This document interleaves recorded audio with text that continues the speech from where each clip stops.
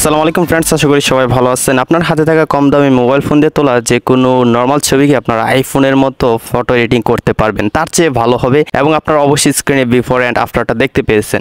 তো এডিটটি করা একদম এই যে আমাদের হাতে থাকা মোবাইল ফোনটি দিয়ে লাইটরুম অ্যাপটির মাধ্যমে এই এডিটগুলো করে নিতে পারবো। খুবই সিম্পল কিছু স্টেপ ফলো করে নিলে কিন্তু এই এডিটগুলো আপনারা করে নিতে পারবেন। সো রিকোয়েস্ট করবো সম্পূর্ণ ভিডিওটা দেখে এই চমৎকার ফটো এডিটিংটা শিখে নেবেন। আর ভিডিও শুরুর আগে একটা রিকোয়েস্ট, এই ভিডিওটিতে লাইক দিয়ে চ্যানেলটি সাবস্ক্রাইব করে দিবেন। যারা ফেসবুক থেকে দেখছেন পেজটি ফলো দিয়ে ভিডিওটি শেয়ার করে দিবেন। সো ফ্রেন্ডস, কথা না বাড়িয়ে আমাদের মোবাইল স্ক্রিনে চলে যাই। প্রথমে গুগল প্লে স্টোর থেকে আমাদের সবাইকে লাইটরুম অ্যাপটি ইনস্টল করে নিতে হবে। তো আমার মোবাইল ফোনে অলরেডি ইনস্টল আছে, আমি সিম্পলি লাইটরুম অ্যাপটিতে ক্লিক করে প্রবেশ করে নিব। তারপর আমাদের গ্যালারিতে থাকা সবগুলো ফটো শো করবে। যেই ফটোটা আপনারা এডিটিং করতে চান সেই ছবিটা সিলেক্ট করে দিতে হবে। আর অবশ্যই নর্মাল একটা ফটো হতে হবে, মোবাইল ফোন দিয়ে ক্লিক করা। সো আমি সেরকম একটা ফটো আমার মোবাইল ফোন থেকে সিলেক্ট করে দিচ্ছি। তো ফ্রেন্ডস, আমার মোবাইল ফোন দিয়ে তোলা খুবই নর্মাল একটা ছবি আমি সিলেক্ট করে দিলাম। দেখতে পাচ্ছেন প্রথমে এই ছবিটা আমি একটু ক্রপ করে নিব, তাই নিচ থেকে ক্রপে ক্লিক করে দিব। তারপর এখান থেকে আমি এইটুকু ক্রপ করে নিচ্ছি, তারপরে সাইড থেকে একটু ক্রপ করে নিব। তো এইভাবে পারফেক্টলি একটু ক্রপ করে নিচ্ছি। আপনার প্রয়োজন হলে করতে পারেন, আর প্রয়োজন না হলে করার দরকার নেই। তো এখন আমরা কালার গ্রেডিংটা করবো, তাই নিচ থেকে এডিটে চলে যাব। তারপরে আমরা আবার নিচ থেকে কালারে ক্লিক করব। তো তার আগে আমরা চাইলে লাইটে গিয়ে একটু লাইটটা অ্যাডজাস্ট করে নিতে পারি। আমি একটু এক্সপোজার বাড়িয়ে দিব, কন্ট্রাস্টটা একটু মাইনাস করে দিব, হাইলাইটসটা একটু বাড়িয়ে দিব হালকা, শ্যাডোটা একটু মাইনাস করে দিব। ওকে, তারপর হোয়াইটটা একটু প্লাস করে দিলাম, ব্ল্যাকটা একটু মাইনাস করে দিলাম। ওকে, তো এইভাবে আপনারা অ্যাডজাস্ট করে নিতে পারেন। আপনার ছবিতে যদি লাইট কম বেশি থাকে এই টুলসগুলো দিয়ে কিন্তু খুব সহজেই অ্যাডজাস্ট করা যায়। তারপর নিচ থেকে আমরা কালারে চলে যাব। তারপর এখান থেকে মিক্সে ক্লিক করব। তো প্রথমে রেড কালার রয়েছে, আমি রেড হালকা একটু প্লাস করে দিব স্যাচুরেশনটা।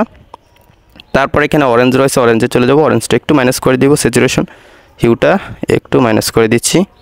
ওকে, স্যাচুরেশন এবং হিউ দুইটাই মাইনাস করে দিলাম যতটুকু প্রয়োজন। তো তারপরে লুমিনেন্স রয়েছে, লুমিনেন্সটা যদি বাড়িয়ে দেন তাহলে কিন্তু আপনার ফেসটা ডার্ক থাকলে সেটা লাইট হয়ে যাবে। সো আমি এখান থেকে 14 বাড়িয়ে দিলাম। তো তারপর আমরা চলে যাব ইউলুতে যাওয়ার পর এখান থেকে হিউটা প্লাস করে দিব, স্যাচুরেশনটা একটু মাইনাস করে দিচ্ছি।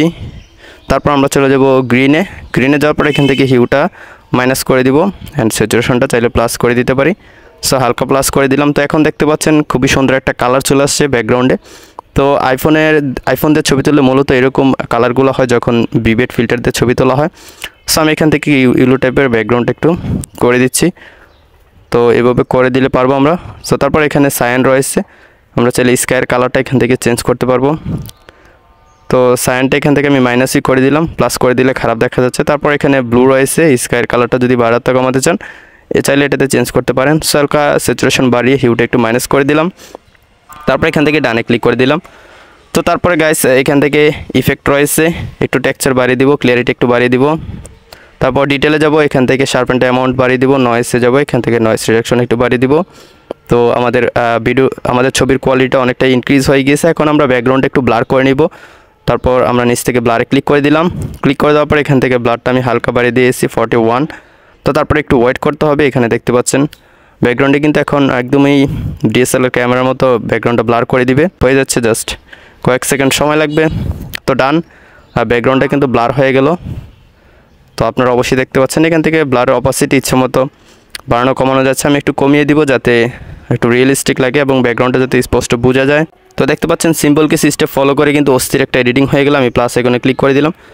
আমি যদি এখন বিফোর আফটার দেখাই, বিফোর আফটার দেখতে পাচ্ছেন এডিট করার পর কতটা চমৎকার হয়ে গেছে ছবিটা। আমরা চাইলে আরেকটু কালারটা বাড়িয়ে দিতে পারি, তাই আমরা এখান থেকে এডিটে যাব, নিচ থেকে কালারে যাব, এখান থেকে টেম্পারেচারটা একটু প্লাস করে দিব, 6 করে দিলাম প্লাস, অ্যান্ড স্যাচুরেশনটা একটু প্লাস করে দিব।